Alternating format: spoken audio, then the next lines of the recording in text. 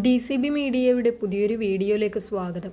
സംസ്ഥാനത്ത് 1000 രൂപ വീതം സ്ത്രീകൾക്ക് പെൻഷനായി നൽകുന്ന സ്ത്രീ സുരക്ഷാ പെൻഷന്റെ വിതരണം സംസ്ഥാനത്ത് ആരംഭിച്ചിരിക്കുകയാണ്. 2000 രൂപ വരെ സംസ്ഥാനത്തെ സ്ത്രീകളുടെ അക്കൗണ്ടിലേക്ക് എത്തിത്തുടങ്ങിയിട്ടുണ്ട്. തുക ലഭിച്ചവരും ലഭിക്കാത്തവരും ഈ വീഡിയോ മുഴുവനായും കാണുക. വിശദ വിവരങ്ങളിലേക്ക് കടക്കുന്നതിന് മുൻപായി ചാനൽ ആദ്യമായി കാണുന്നവർ സബ്സ്ക്രൈബ് ചെയ്യുക. വീഡിയോ ഇഷ്ടമായാൽ ലൈക്ക് ചെയ്യുക. ഫേസ്ബുക്കിൽ കാണുന്നവർ പേജ് ഫോളോ കൂടി ചെയ്യുക.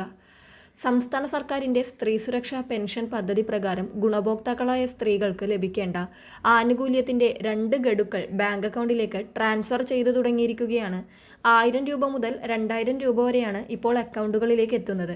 തുക അക്കൗണ്ടിൽ ക്രെഡിറ്റ് ആയതുമായി ബന്ധപ്പെട്ട ഔദ്യോഗിക അറിയിപ്പുകൾ ഗുണഭോക്താക്കൾക്ക് SMS വഴി ലഭിച്ചു തുടങ്ങിയിട്ടുണ്ട്. കേരളത്തിലുടനീളമുള്ള ഏകദേശം 18 ലക്ഷത്തോളം വരുന്ന വനിതകൾക്കാണ് സർക്കാർ ഇപ്പോൾ ഈ ഫണ്ട് റിലീസ് ചെയ്തിരിക്കുന്നത്.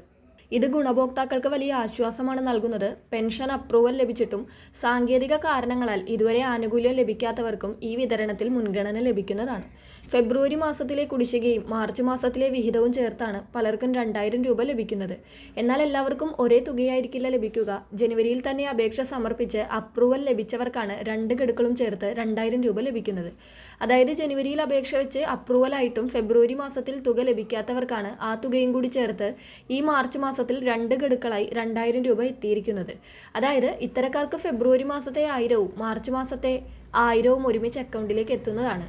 ഫെബ്രുവരിയിൽ തുക ലഭിച്ചവർക്ക് ഈ മാസത്തെ വിഹിതമായ 1000 രൂപ മാത്രമായിരിക്കും ഇപ്പോൾ അക്കൗണ്ടിലെത്തുക.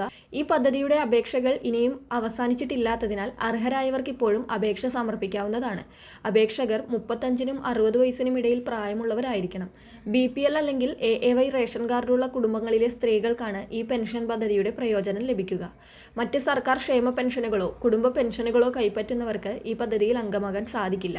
കൂടാതെ അപേക്ഷകർ സർക്കാർ സർവീസിലോ പൊതുമേഖലാ സ്ഥാപനങ്ങളിലോ സ്ഥിരമായോ താൽക്കാലികമായോ ജോലി ചെയ്യുന്നവരാകാൻ പാടില്ല. അപേക്ഷകർ കേരളത്തിലെ സ്ഥിരതാമസക്കാരായിരിക്കണമെന്നത് നിർബന്ധമാണ്. നിലവിൽ അപ്രൂവൽ ലഭിച്ച 18 ലക്ഷം പേർക്കാണ് തുക വിതരണം ചെയ്യുന്നത്. നിങ്ങളുടെ പെൻഷൻ അപേക്ഷ അംഗീകരിച്ചോ എന്നും പേയ്മെന്റ് സ്റ്റാറ്റസ് എന്താണെന്നും പരിശോധിക്കാൻ സേവന പെൻഷൻ വെബ്സൈറ്റ് ഉപയോഗിക്കാം. വെബ്സൈറ്റിലെ സ്ത്രീ സുരക്ഷാ പെൻഷൻ തിരച്ചിൽ വിഭാഗത്തിൽ ആധാർ നമ്പർ നൽകിയാൽ നിങ്ങളുടെ അപേക്ഷയുടെ നിലവിലെ സ്ഥിതിയും ഡിജിറ്റൽ സൈൻ രേഖപ്പെടുത്തിയ തീയതിയും മറ്റും കൃത്യമായി മനസ്സിലാക്കാൻ സാധിക്കും.